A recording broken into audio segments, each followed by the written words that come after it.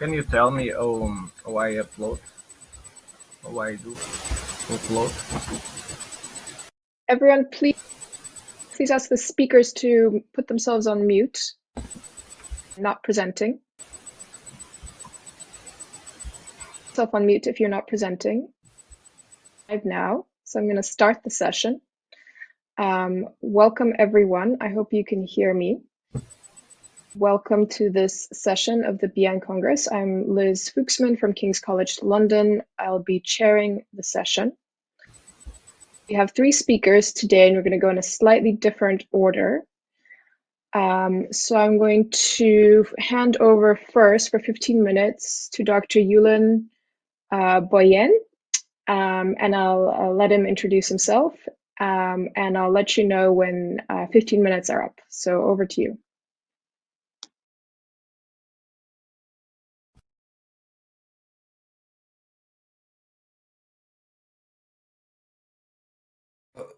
Thanks, Liz. I think everything's going okay because I really don't know how to manage with those ITs. But all right, so I'm Julen Bollain. I'm professor right now at the University of Mondragon, and I try to give some out. Some information about a study we carried out in the university, which is called basic income as an alternative to the current employment system, and is focused on young people. So I will try to focus or to divide in four parts my presentation. First one will be introduction, then I'll try to explain the project results and the conclusion we carried out from the project. Okay, so and going with the introduction, being young, we think that means finding your path in way or in life. But however, today's young people have great difficulties to look beyond the immediate present, partly because of the difficulty of accessing to housing and because of the precariousness of the labor market. However, and although being young is a factor of social exclusion in itself, the starting point is not the same for all young people, and the perpetuation of those inequalities we have, we think that may become even more worrying in a future in which the activities performed by machines are expected to increase exponentially while those performed by humans decrease. Why? Because human capital will essentially be directed towards super skilled jobs and employment concentrated in the hands of those people who have been able to extend their education and training. And as we think we are in times of confusion, and young people face the challenge of being able to construct a coherent life in which employment no longer plays a fundamental role in itself, and in which aspects that were previously totally subordinated to employment must be reconsidered, like leisure, culture, family, hobbies, voluntary work, etc. So the question we wanted to answer was if a regular income that covers the basic needs of each person provide a greater level or greater levels of effective freedom to young people. So the project, which is called Gastebi, which means Gaste means youth in Basque, and basic income. We carried out this project through different activities. So the objective, as I said, is to analyze and discuss the opportunities offered by a universal basic income when it comes to providing financial security to young people, but we developed different activities. First, we had some workshops with different groups about UBI, employment, UBI, sustainable development goals, human rights and UBI and social movements, or UBI and financial feasibility of UBI in the Basque Country. Secondly, we did 10 meetings with social and institutional agents in the Basque Country, such as, for example, the government, in order to, on the one hand, share and validate a questionnaire, and on the other hand, to learn about their attitudes and beliefs towards UBI and the situation of young people. And finally, we distributed the questionnaire previously validated among more than 700 students of the University of the Basque Country, and that's what I try to explain in the next minutes. So the average of the sample was 21 years old. Of the participants, 68.8% were women, 33.2% were men, with an ideological orientation that was mainly left-wing, 65.2%. Also, there were also centrist and center-right. In terms of social class, 51% of the respondents identified themselves as middle class, 34% as lower middle class, and 40.6% as upper middle class. Furthermore, I think it should be noted that 28% of the students said that they were employed at the same time as studying, and almost 10% indicated that they had to combine their studies with caregiving tasks. 18% of students were involved in cultural activities, theater groups, making photographs, collaborating in a community radio station, whatever.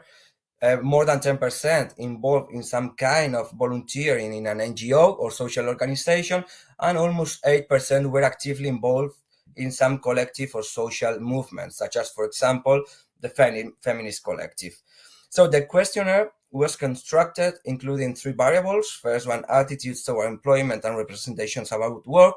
Second one, attitudes toward the future and social and institutional trust. And finally, attitudes and beliefs about unconditional basic income. So, which was the results we obtained from the questionnaire?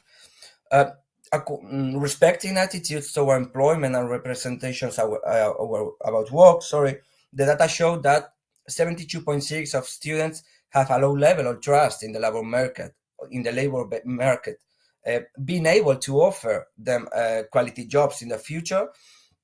Furthermore, almost 76% of young people attribute the lack of employment to structural reasons, such as the lack of interest of companies in guaranteeing youth employment, or the lack of public policies dedicated to this end, while only 5% consider that youth unemployment is due to individual causes, such as lack of effort or lack of training of people. No?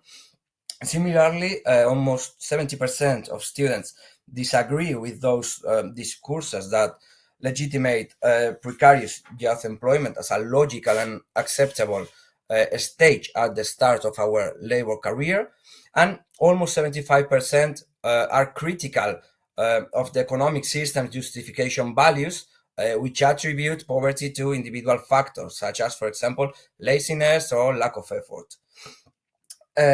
When speaking,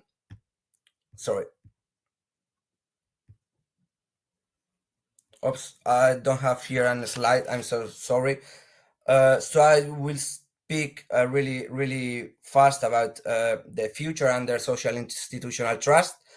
80% of respondents have a low fatalistic profile in relation to future, and they are able to imagine alternatives to the current system and trusting in their capacity as young people to change and to generate positive social change. In relation to social and institutional trust, almost 70% of students highly trust social movements as a relevant social agent in society, and in contrast, almost 85% of students distrust political parties to a great extent, and more than 75% of distrust the government and other social agents, like, for example, companies. They also have a high degree of distrust, which arrives till 61%. And on the other hand, the democratic system received a more ambiguous evaluation. 45% of students report distrust toward the democratic system, and the 32% of students indicate high levels of trust. It's quite ambiguous, and it's quite polarized, that answer. And finally, on the results, and according to attitudes and beliefs about unconditional basic income, so the data we we got from the questionnaire shows that 67% of university students from the Basque University, the University of the Basque Country, it's in favor of an unconditional basic income. 13.2 of the students are against an unconditional basic income, and it's almost 20%. It's 19.8% of students neither agree nor disagree about unconditional basic income, mostly because they don't have enough information in order to have a proper answer on that particular issue. Specifically, 78% of students agree with the individual nature or the individuality of universal basic income. 73.8% of students would agree that it should, or that unconditional basic income should be financed through a progressive and a redistributive tax reform, and up to 69% agree or indicate that they are in favor of the universality or the universal nature of basic income. On the other hand, the unconditional nature or the unconditionality of basic income generates more discussion among university students, with 47.4% of students in favor and 40.2% of students against that unconditionality. The results of the study also indicate that the possibility of implementing UBI brings out positive emotions on the students, emotions of security, of hope, of joy, in contrast to 58% of university students.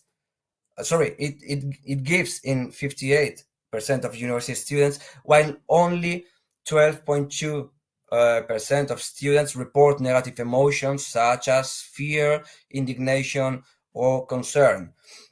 Regarding the impact that an unconditional basic income could have on young people's life, 51.1% of university students indicate that they would use the income to cover basic or essential expenses, for example, rent, internet bills, or food expenses.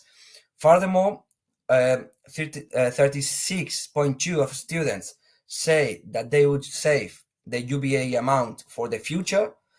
29% of students say that they would invest that money in their educational and training process, and another 29% of students refer to the possibilities that basic income would give them in emancipation or in their independence for the family household. In more structural terms, 81.2% of students interviewed consider that an unconditional basic income would improve the living conditions of young people. Furthermore, 70% believe that a UBI would make it possible to undertake other jobs outside the labor market, such as care work or voluntary work. Almost 60% believe that this income would lead to a fairer distribution of wealth, and almost 55% believe that it would help to eliminate precarious employment and labor exploitation, among other positive social consequences. On the other hand, almost 45% of students believe that it could lead to a break with, let's say, the ethical principle of linking merit and reward, although these consequences are not considered in most of the cases as something undesirable to our society. And finally, conclusions we got from the study, we think that in summary, or to sum up, the results of the research showed there is a high appreciation of UBI among the university youth, university students, as a policy proposal which is able to improve their living conditions and to enable a freer and more dignified existence. They also point out the need of opening spaces of debate, for debate and for dissemination of the proposal in the public sphere, in which there could be more opportunities and challenges of implementing a policy like this. And these challenges, these opportunities would help the society to discuss about basic income in depth. And we think, this is more subjective, that in a context like the current one, where the relationship between having a job and having access to the material conditions that make a dignified life possible quite now are incredibly, or increasingly at least, fragile. Exploring systems that guarantee universal protection for everyone, as opposed to policies that are inspired in the old assistentialism, is becoming an imperative for governments and public administration. So we think, and related to what students say, there should be more spaces to discuss about basic income, and those, of course, also should be promoted by social and public institutions in our country. And that's all for me. And thank you so much. Oh, On time. that was perfectly on time. Thank you so much for the really good timing and for the really, really interesting presentation. So I'm going to just encourage everyone in the audience to ask questions using the Ask Question button. There's a big blue button at the bottom of your screen, so use that please to type in questions. I think what we'll do is do all of the presentations in a row and then get into the questions. That way we can have a bit more of a discussion between the presenters as well. But in the meanwhile, if you have questions as people are presenting, please do type them into the Ask a Question section. And so now, without further ado, I think we should move on to the next speaker, which is Reinhard Huss. So over to you, Reinhard. Okay, thanks, Liz. Yes, good morning, everybody, and thank you for coming to this session. I have titled the presentation, How Can We Best Promote Universal Basic Income at the National and Global Level? Findings of an Opinion Poll, which was actually distributed to participants of the last BN conference 2021 in Glasgow. And therefore you see several names. My name is first because I collected and analyzed this information, but Liz is actually there and some other people who all designed the questionnaire in recognition. And I didn't know that Liz was leading this session. So this is just by chance. This is not an arrangement. So just to let you know about this. Now, here is the outline of my presentation. There will be a background and some short comment on method and then the findings and the summary. And I have some questions for you. On the other side, you see a sculpture, which is actually outside the WHO headquarters in Geneva. I always like to present it because I'm by background a public health physician. Now I'm sort of leading on UBI Lab Leeds and member of UBI Lab Network and PN. And this sculpture, as I said, outside WHO, commemorates the eradication of smallpox in 1979. And you can see a vaccinator vaccinating a child against smallpox. Why do I put it here? Because I hope that in the near future, there will be a sculpture for basic income commemorating the eradication of financial poverty. And that's why I'm so committed to basic income. So now to the sort of background. Why do we do this sort of questionnaire, this poll during the last BN conference? Despite sort of increasing global discussion about universal basic income, there is strong resistance among political decision makers and the public to consider UBI as a feasible and important policy option in most countries. So we asked ourselves, can we use the knowledge and wisdom of the informed group, being BN participants, to address these barriers?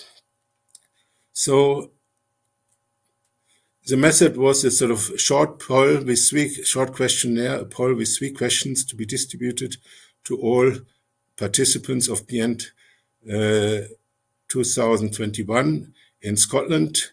And I put there single person analysis of qualitative data because it is an important limitation. I did the analysis, and because it's basically qualitative responses, and especially when the responses are sometimes quite long, there is always a certain degree of interpretation what the respondent actually meant when she or he wrote it down. So this is a limitation. I didn't check my analysis with any of the other people who were involved originally in the survey design. Now, the questions here you can see also there was a question about country of residence of the respondent. And the first question was, what are the 3 most critical pressing issues in your country generally that a basic income could help resolve?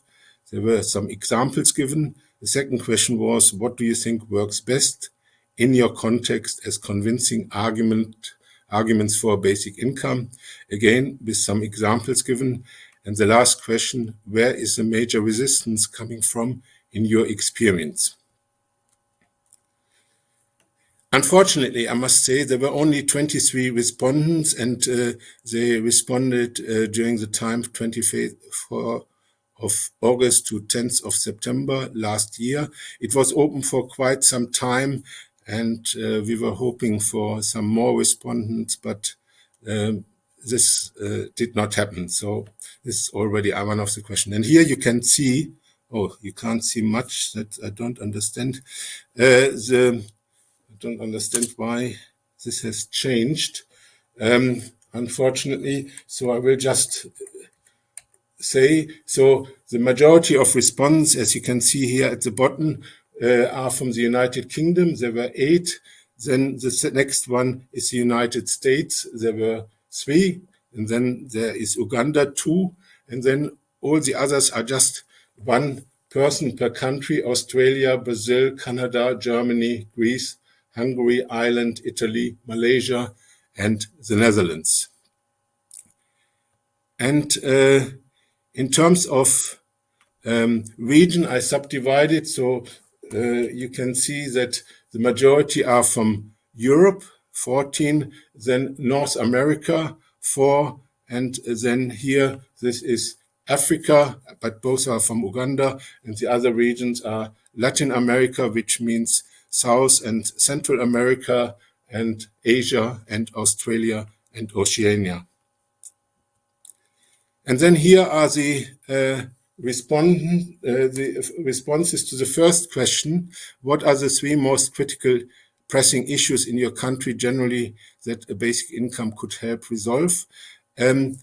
Obviously, with the low number, I didn't do an analysis, country analysis. I could have done it for the United Kingdom, but it's a global analysis. So here are the sort of distribution, but then it's also, I put the absolute numbers here for your information. So this is poverty, was the most frequently given response. The second one is inequality. Then it is financial insecurity.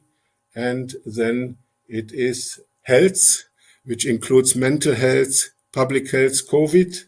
And then, and that I would like to sort of point out because it will come back later on. Here is climate and environment, which is given bureaucratic incompetence.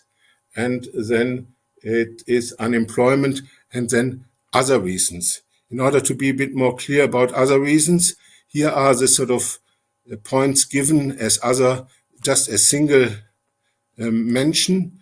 And like here, building new economy, it means this comes from the UK respondent, from a UK respondent. And all these are from a UK respondent: more political participation, restoring cultural pursuit, domestic violence. Then here from Greece, workers' bargaining power, care work, marginalization, human rights. From Brazil, this is Malaysia, and here Brazil and UK. And then among the ones which I summarized, I took some out in order to sort of show what people responded, and also because I found the responses very interesting for our purpose. So there was bureaucratic inefficiency, bureaucratic humiliation, racial tensions was mentioned twice, indigenous disparities, this is Australia, preparing for and dealing with the eventual outcomes of climate change, and psychological positivism. So the second one, what do you think works best in your context as convincing arguments for basic income? And this has slipped a bit. So the biggest response was for personal improvement. The second one was socio-economic improvement. And the third, work-related issues. And this is human rights, administrative and financial improvement, and then here is poverty reduction, and then again others. Now the others were sort of technological unemployment, food insecurity, and homelessness due to income.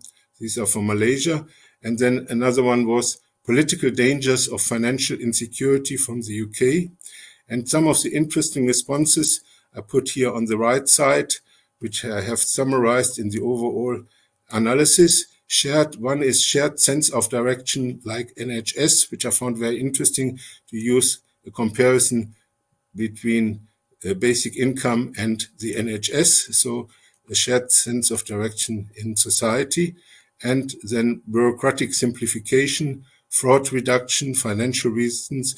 But the person said research is needed, whether this is correct. Positive influence on all intersections, poverty eradication through job creation, Uganda, human rights for Black people, and the power to say no, UK.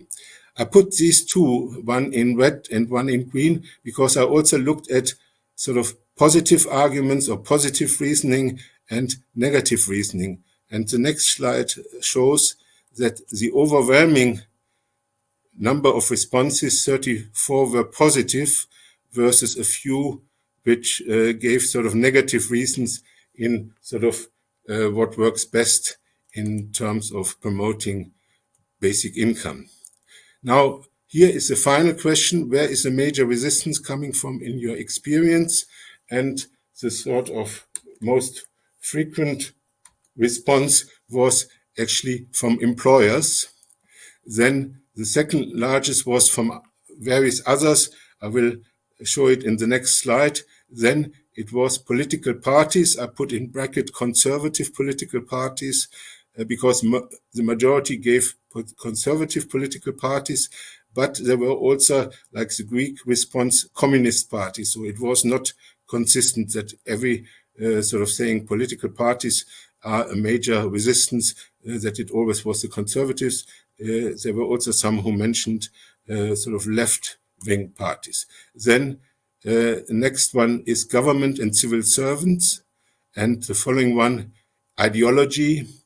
And here I refer to my earlier slide to address climate change and environmental crisis. And here it says, we say that the climate movement is a major resistance to the sort of the introduction of a basic income. And then politicians, and as last here is to right-wing media. Now, other sort of mention, just as one person mentioned it, is unions from the UK, where I was surprised because I would have expected it to be mentioned more often. Technocratic intellectuals, lack of studies of different groups. So there was also this sort of lack of knowledge about these different groups. Wealthy people, people who do not understand concept of UBI and why give it to the high earners, general skepticism from Ireland, and political environment. And among the ones which I summarized, there was one stating the myth of work as a constitutional right and social duty from Italy, dogmatic thinking that you need to work hard to earn money, and if you receive money not by working hard, you do not deserve it from the Netherlands, and cultural attitudes to work and worth. So in summary, some of the key issues which I found very interesting is that on one hand, climate change and environmental crisis are seen as a sort of reason to promote basic income and to sort of encourage to use it as a positive argument. But on the other hand, the climate movement is to a certain extent seen as sort of being a barrier to basic income. And some always linked whatever their response was to research about perception and understanding of basic income. And they seem to say that not enough is known in this area. And then I think this ideology of work, worth, and reward seems to be a sort of overarching issue according to my interpretation. Now, my final slide. My questions for you.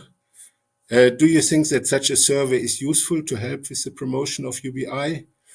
If you think it may be useful, if yes, how can we increase the response rate? Obviously, if you get such a low response rate, I mean, it's still interesting, but I mean, it would be much more helpful if, like the previous speaker who got has 700 responses, to have such a high rate. And if yes, should questions be modified, removed, or added? Any other suggestions? So I'm very grateful. You can send them to me. I'm, as I said, coordinating the UBI Lab Leeds. So thanks a lot for listening, and I wish you all a good day. Thank you. So much. Thanks so much, Reinhard. Really interesting. Again, I would really encourage people who are in the audience to ask questions using the Ask a Question button, which is in the middle of the bottom of your screen. The other speakers can also ask questions. I've already put some in the question box about these. And if the audience members just want to answer Reinhard's questions or have some suggestions or input, that's also completely fine. It doesn't have to be a question. Okay, so I think next we're going to move on to Hugo, and then we'll have a bit of time for discussion afterwards. So Hugo, over to you. Hello. Thank you for the opportunity, and I would like to apologize the logistic problems I have caused. So my paper, more than an objection to UBI, my paper is about poses a challenge to UBI from a supporter, and the challenge regards the UBI effects on bargaining power in labor relations, and that is in the workers' leverage in the workplace. A well-known argument in favor of the UBI relies on the idea that the UBI would enable would increase workers' bargaining power. And in fact, the asymmetries in bargaining power, in bargaining capacity, are reflected in essence in the level of power to say no. And the level of power to say no comes from the quality of the alternatives to the option that one might want to refuse. For example, an employer is in good position for reject the claims of the worker when he has as alternative the possibility of replacing him with another worker, or simply leaving for a while, or simply leaving off stored capital for a while. The very talented worker is in a good position to quit the job if he has other employment proposals. In contrast, a vulnerable worker whose consequences of refusing a job is the imminence of losing the associated benefits, like wage, being totally deprived, would have little room to refuse that work conditions as presented to them. In other words, the worker will tend to accept such conditions because there is no acceptable alternative. But in scenario with UBI, you hope maybe it would be different. Let us imagine that everyone receives a UBI. Let us suppose that the month which will at least cover a threshold of subsistence, and the prerequisites for subsistence are likely to be among those for the sake of which people are most willing to sacrifice everything else. As such, they are points of potential bargaining vulnerability. Since they are already assured by the UBI, the people concerned, the workers, would have greater power to negotiate the terms of cooperation, the distribution of burdens and benefits within a working place. Uh, that is, they now have acceptable alternative to than complete deprivation, enable them to say no to the terms of cooperation as might be proposed to them by their employer or superior, etc. So the UBI fosters a better equilibrium between the interests of the various directive parts involved in the given workplace, leading to a fair distribution of burdens and benefits. So my uh, sorry, my argument could be outlined as such. On the left, on the scenario without UBI, people are willing to sacrifice almost anything to secure their basic needs. People depend on the wage from work to meet their basic needs.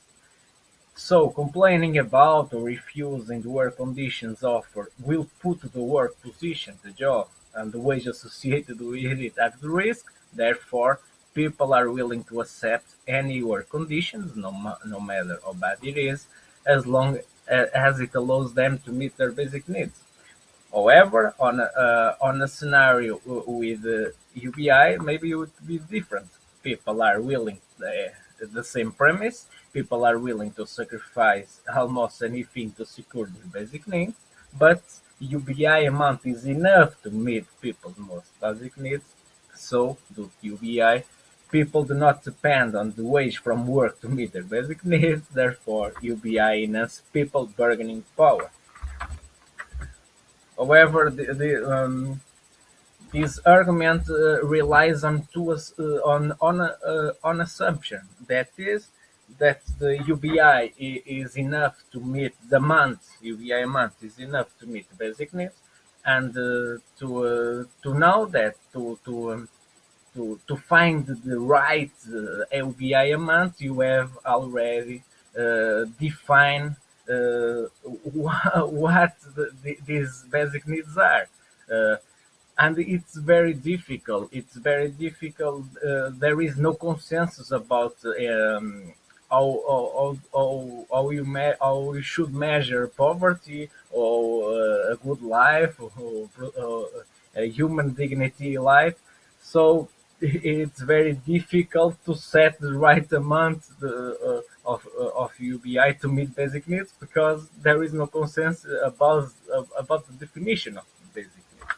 However, some basic needs are less controversial than others because they are related to subsistence, biological subsistence, and not relying on our choices.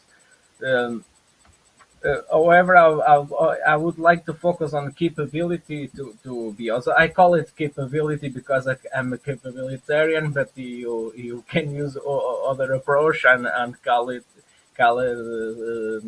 need to a shelter or need to be housed instead. It's up to you. Uh, it seems to be a highly accepted indicator of poverty, the need to be housed.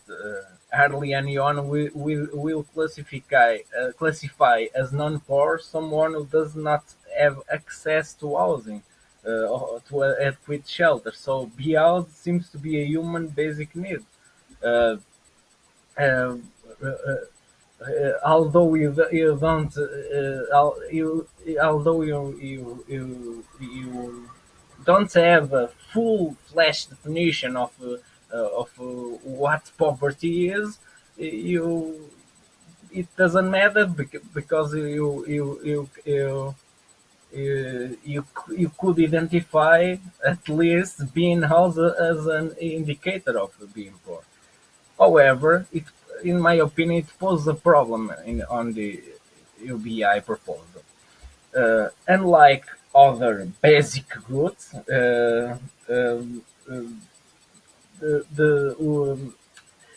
the access to housing it's too expensive. Even a modest house it's expensive. Other for example, of course, access to food is a basic need, and there is expensive food, and there is expensive ways of accessing food, like expensive restaurants. But uh, uh, it's possible to access at a basic threshold. Food basket is relatively cheap, but at the basic threshold, in some contexts, like Portugal, access to a house it's expensive, even very modest on. So uh, you have some examples here. I have to update this information, but it's getting worse due to inflation. So uh, in some cases, like Portugal, the the access to a house could require uh, almost the all the earnings. It takes the big slice of income. So sometimes even more. So unless the person has already access to a house, uh, or the amount of UBI would have to be very high, maybe more than minimum wage, to ensure the capability to be housed.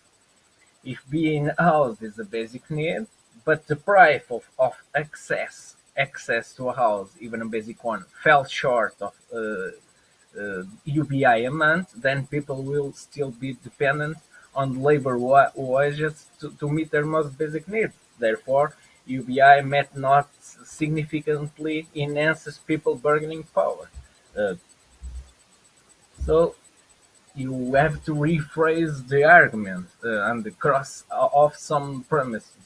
Uh, on the right, the same argument. The same people are willing to sacrifice almost anything to secure their basic needs.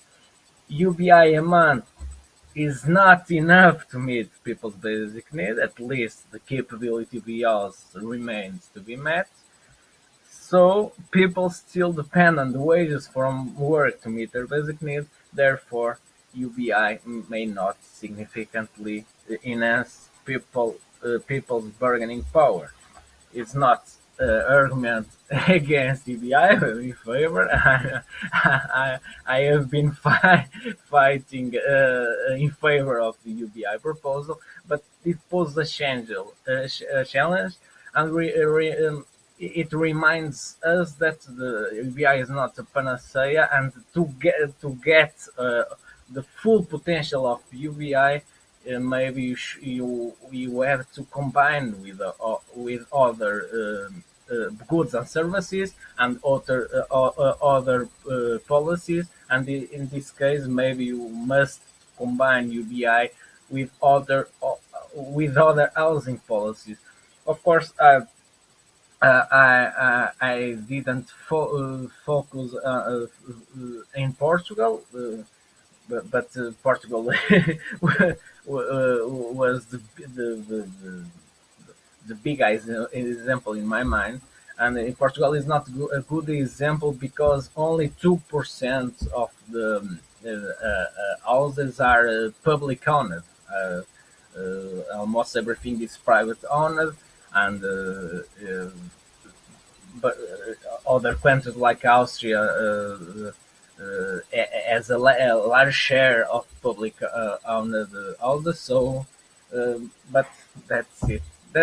It's a sketch yet. It's not full paper. I have to rethink some things, but that is thank you, and I'm sorry again from logistic problems. Is it all? Thank you so much. Oh, let me get my video going. Thank you so much, Hugo, for that presentation. So we have quite a bit of time for discussion and questions. And again, I would encourage people in the audience to submit questions using the Ask a Question button at the bottom of your screen. I've kind of abused my prerogative as chair, and I've already put a bunch of questions into the question chat. And I see Reinhard has put some questions there as well. And I would encourage the other speakers also to kind of jump in with questions, and maybe we can have a sort of discussion panel. So I'll just read the questions out for the audience as well. And which one should I start with? Maybe we can start, maybe I'll just read them out in order, but I don't want to take up too much time with my own questions. So I might, if people from the audience throw in questions, I might jump down to them. So my first question was actually to Julen, and I'd love to hear more about the context of your survey and how the context might have influenced the outcome. So the kind of the Spanish or the Basque political and economic context. Do you want to take that one?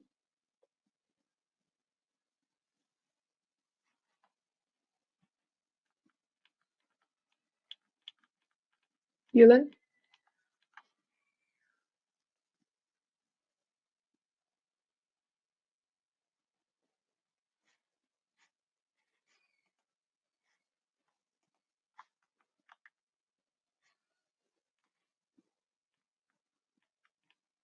Okay, I'm not hearing back from Julen. I'm not sure why, but maybe I forgot to switch on the microphone. Sorry.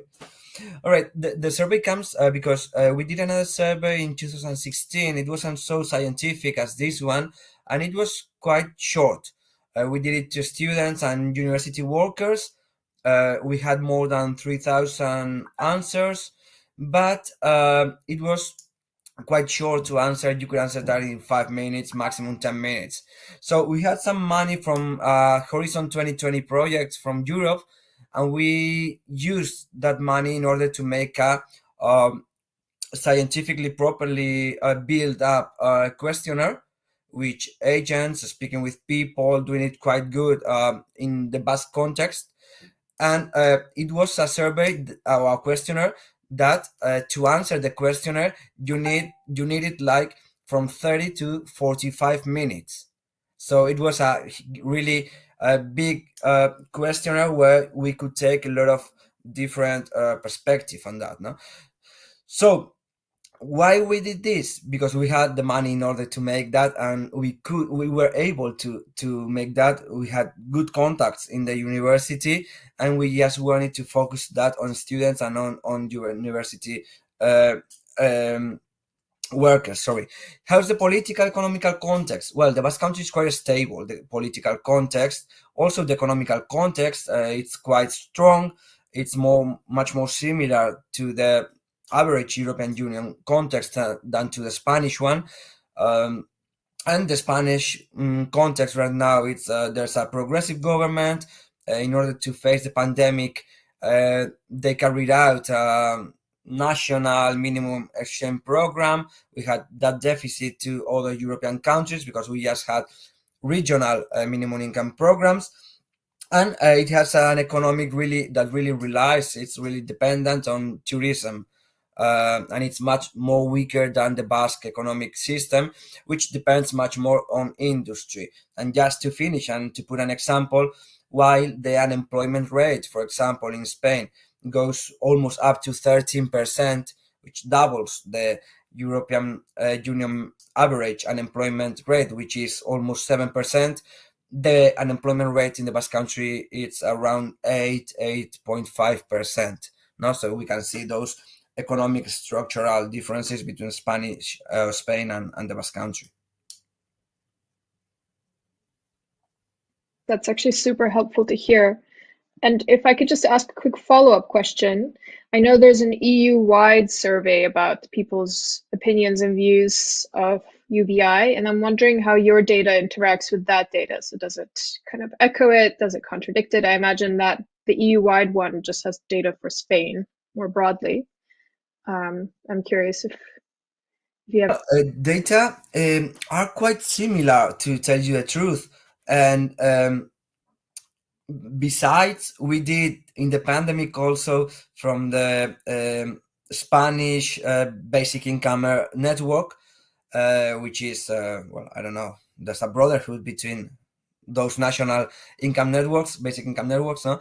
And the results are quite similar to the European Union made survey, and they are quite similar between the one we did in the national level, the one we made in the Basque level, and the one made in the European level, which is, I think, the only one of the only difference we can find here. Maybe it's the political orientation. We could say that even in the Basque Country, we don't have a leftist government, which could be said there are socialists plus center, some centrist or demo-Catholic. It's really difficult to explain how political works here in the Basque Country. But it's true that people in the Basque Country feel, at least, or are more sensitive to leftist ideology than right ideology. To put an example, extreme right has no seats in the Basque Parliament, and they have almost 15-17% of the votes in the Spanish government or parliament.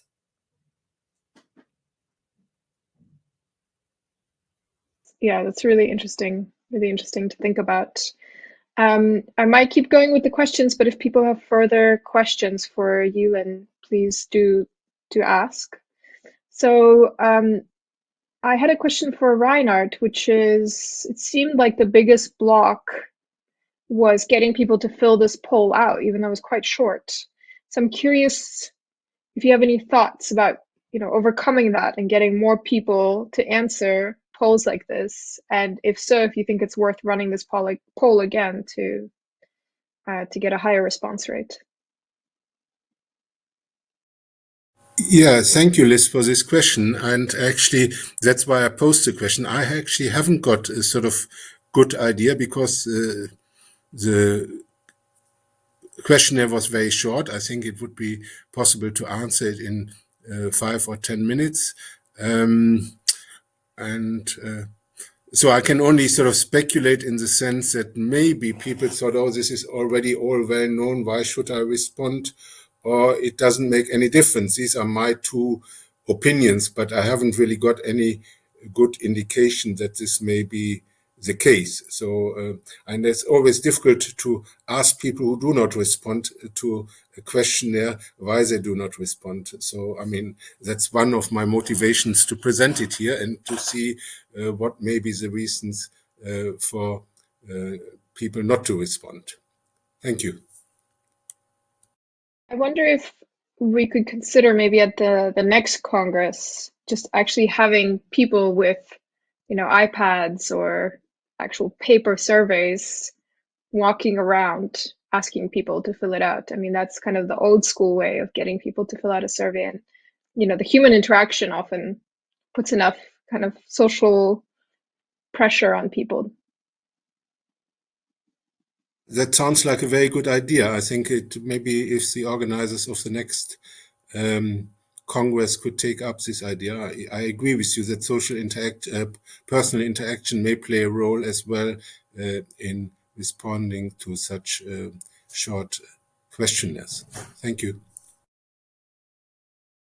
Reinhard had a question that he wrote down for, I think it's for Hugo, about basic needs, and he said there may be no consensus on the definition of basic needs, but there are useful approaches such as the minimum income standard of the Joseph Rowntree Foundation, JRF. The JRF approach can be used to define basic needs. What do you think? So I think, Hugo, that one's for you, if you want to tackle it. Thank you for the question and the suggestion. I didn't know that this standard. I have been working on capability approach and the difficulty of selecting a list of capabilities. So it maybe would be very useful. Um, yeah. Should I ask to the, the next question? Sure, I'll just read it out loud so people can hear it. It's from me, also for Hugo. And I was interested to ask about how specific, the conclusion that housing policies are very important is to UBI as a social policy versus any other welfare or social or labor policy. And what I meant is any other form of social insurance or labor policy, such as increasing minimum wage, etc.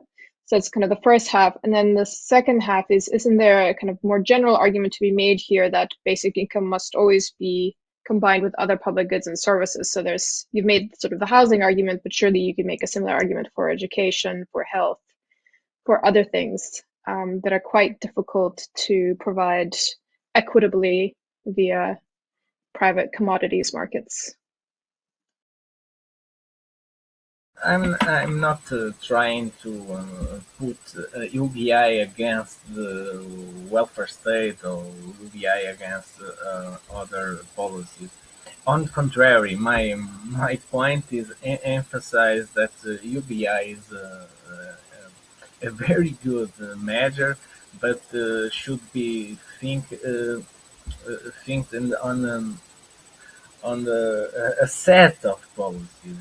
Um, UBI could enhance the potential of other policies, and other policies can enhance the potential of UBI. It's a hybrid hybrid system.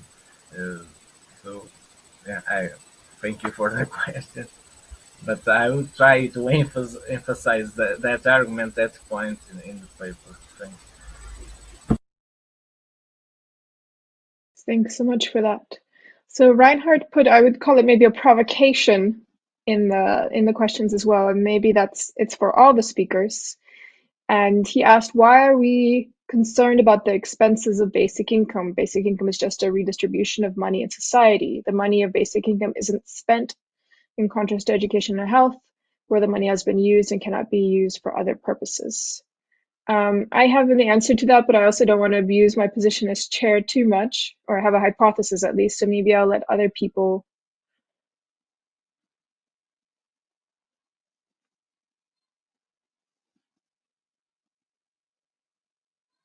Does anyone else want to jump in and try to answer that? I didn't answer. I didn't listen to it. So I'm sorry.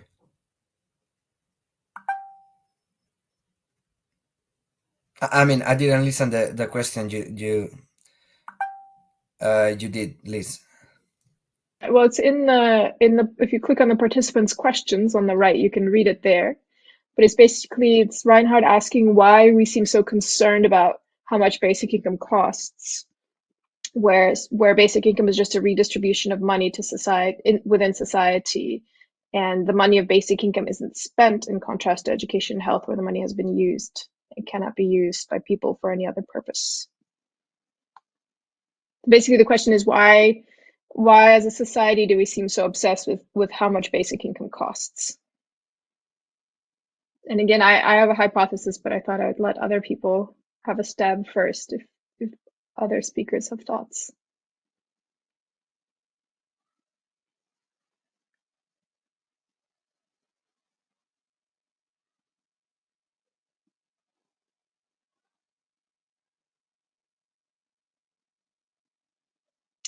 Selma wrote that we have reached the end time of session. It was an hour and a half. It was an hour.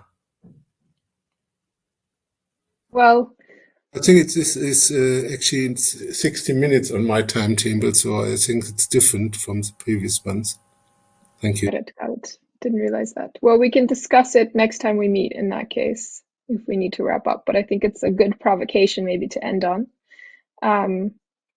My hypothesis is that people are concerned about the how much basic income costs because they don't really understand the fundamental economics of the concept.